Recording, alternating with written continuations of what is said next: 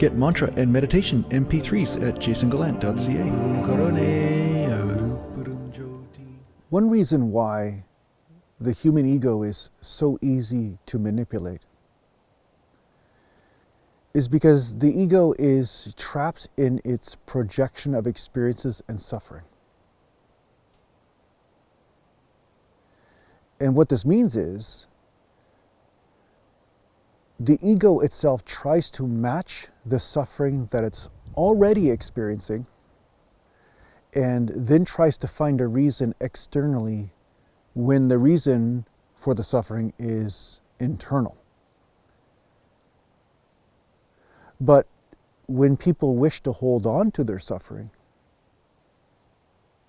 it's easy for someone to come along and say, oh, this reason that somehow benefits me in the end, like, you know, you're feeling bad about your life, so it's because you're not giving me enough money or something. You know what I mean? Like there's these charlatans or these con people that come along, and some of them are in government and in mainstream media. I mean, that's just the way it is.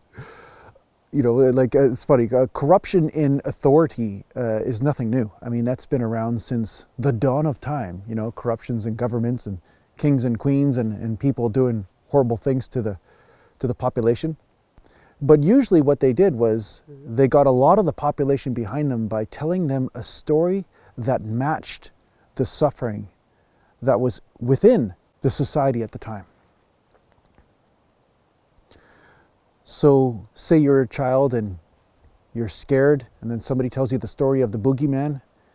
Even if it doesn't quite make sense, there's some part of you that'll want to believe it if you believe your fear. So this is the reason why it's very important for you to become free from suffering in order for you to know what is truth. The freer you are from your own projections of suffering, the easier it will be for you to tell whether something is true or whether something doesn't quite add up. There's a reason why many spiritual masters were a threat to who was in power at the time. Right? Many of the great saints and sages, you can read about them, you know. This one burned alive, that one hung, that one tortured, you know. There's a reason. Because these people are like, hey everybody, are you seeing this? I'm seeing this doesn't match up, right? So you don't have to be one of those people, but what I'm saying is, when you start to see the truth, it comes from you experiencing yourself so deeply and freeing yourself from the projections that you've also placed upon your own experiences. Not just external stuff, but even your ideas or your judgments around the forces that work around within you. And when this is all surrendered to, clarity is the result.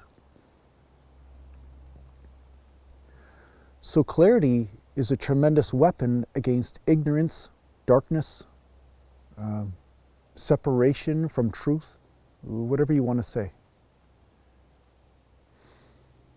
Because you go from projection to experience. You experience what's before you instead of saying, I wish to experience this, therefore whatever is in front of me, I will experience this instead of what's in front of me, right?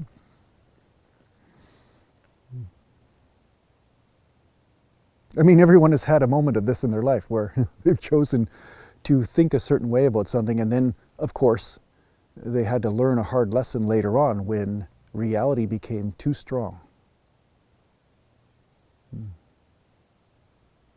Right? The tiger's so nice, I'm going to get in the cage with the tiger, right? Such cute stripes, I love the tiger stripes. And then, of course, if you get in the cage with the tiger, you realize the tiger has his or her own nature. And no matter how many cartoons you've seen about tigers that are friendly, that tiger may be different. Maybe the tiger is friendly, maybe not, but it's better for you to pay attention to the moment than project what you think the moment should be. So meditation is all about this. It's about surrendering your projections. Surrendering what you think should be happening and allowing what is happening.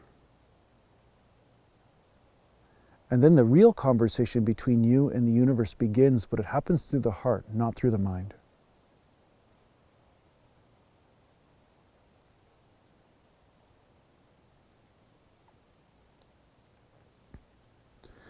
And don't be surprised if you make realizations which are not seen by many people around you. Most people won't understand you because they're living in their projections.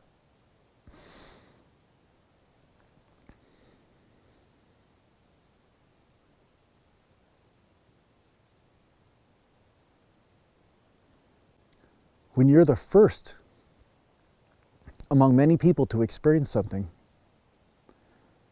that they have not experienced, you become the crazy one. Really, you've seen UFOs? You know, like kind of like that, right? A lot of people have learned that freedom itself is the most controversial experience.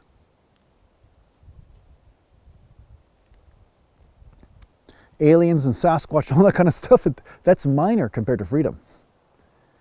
If you experience freedom within you, people think, oh, that's crazy. You're not living by my rules? You mean you don't live according to my fear?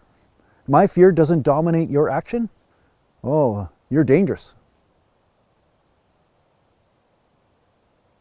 Are you starting to see why many spiritual masters were targets by those in power?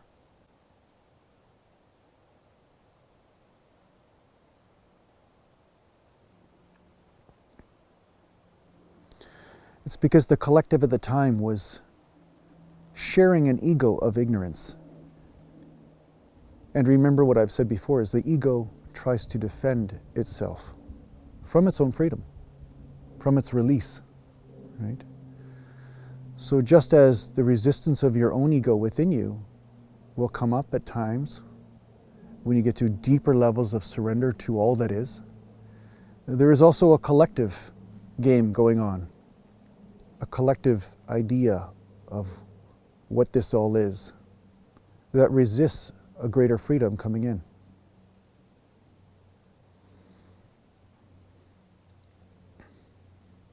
But no matter what the drama is, no matter what happens externally,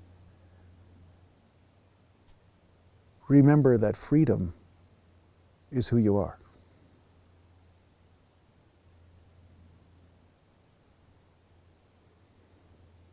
And eventually, the world will remember also that freedom is what it is.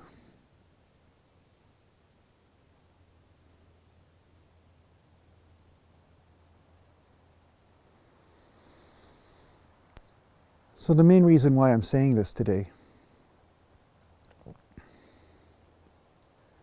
is because so often people experience a deep level of who they truly are within, and then they compare externally and look outwards and see that there is this rejection of that freedom, rejection of what that realization is. And I'm saying, don't believe it. That is a collective ego trying to pull you back into the collective prison.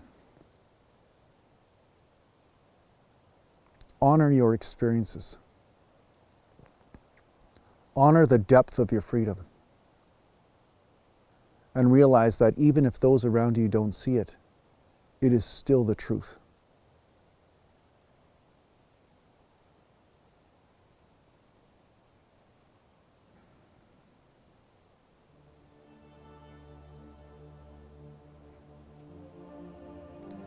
So I hope this helps you on your spiritual journey.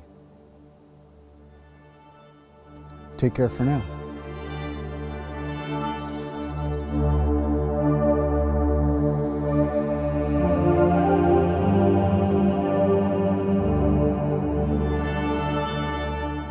Are you interested in working with a spiritual teacher in a formal setting?